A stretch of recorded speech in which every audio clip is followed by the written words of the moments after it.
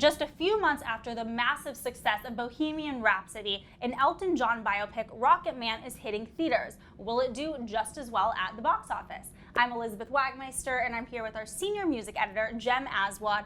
Now, Jem, we've got to talk about Rocketman. I am very excited for this film. Are you excited, or do you think that it's something that is risky to make?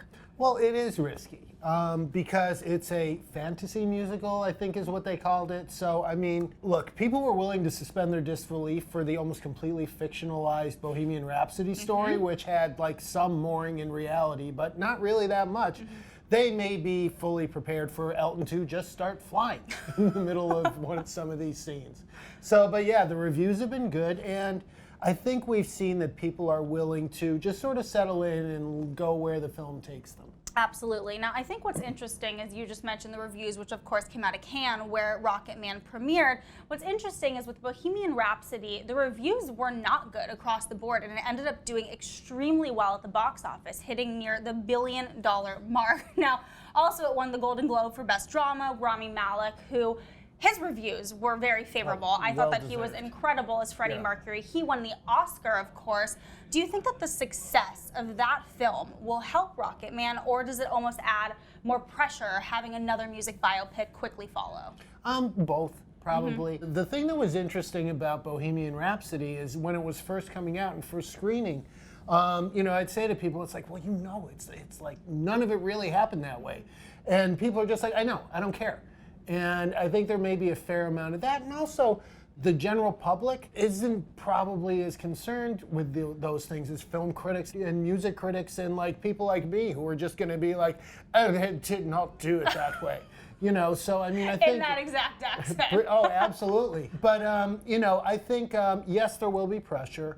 The format may burn out quickly. You know, the dramatized biopic rock stories of, you know, heroes from the 70s. Like we've got Boy George is coming up. I'm sure David Bowie's estate has been turning them down left and right. You know, I was at the Rock and Roll Hall of Fame this year, and Def Leppard won.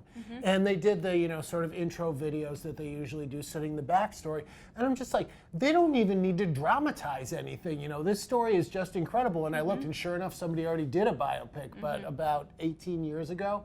So they're ripe for another one, and I'm sure they're entertaining scripts as we speak. Absolutely. Well, you know, Hollywood does love a good bandwagon trend, and Bohemian Rhapsody did extremely well, as we've said. If Rocketman does well, then I'm sure that'll expedite this Boy George biopic.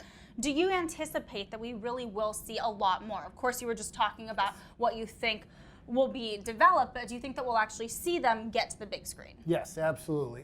You know, a lot have already been done. You know, there was the James Brown one 3 or 4 years ago.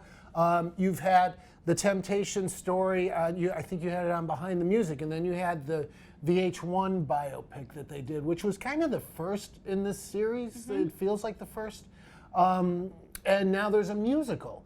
So, like, it's very interesting in that not just is an artist's music ripe for repackaging and re-exploitation, to use a dirty word that everybody hates to use, but their story is as well. Right, and I mean, in this case, an advantage that this film has is that Elton John seems to be fully on board with it. I mean, at Cannes, he was doing a ton of interviews. He really has spoken very favorably of the film. That's not an advantage that Bohemian Rhapsody had, of course, because Freddie Mercury is not here. You know, they had Queen to weigh in, but you actually have Elton John here, which I think could probably help Rocketman. Oh, 100%. I mean, he's duetted with Taron Egerton. Yes, is that how you say it? who, by the way, Taron Egerton got amazing reviews out of Cannes. Everybody is saying that he is absolutely phenomenal. Yeah, but they've sung together at a couple of parties. I mean, Elton is in full promotion mode. And it doesn't hurt that he's on like the longest farewell tour in history. You know, I mean, it's going to go on till like 2022 or something like that.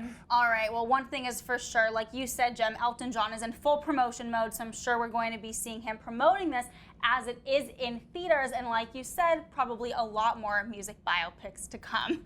As always, for all your coverage on Rocketman, make sure to go to Variety.com or follow us on Twitter.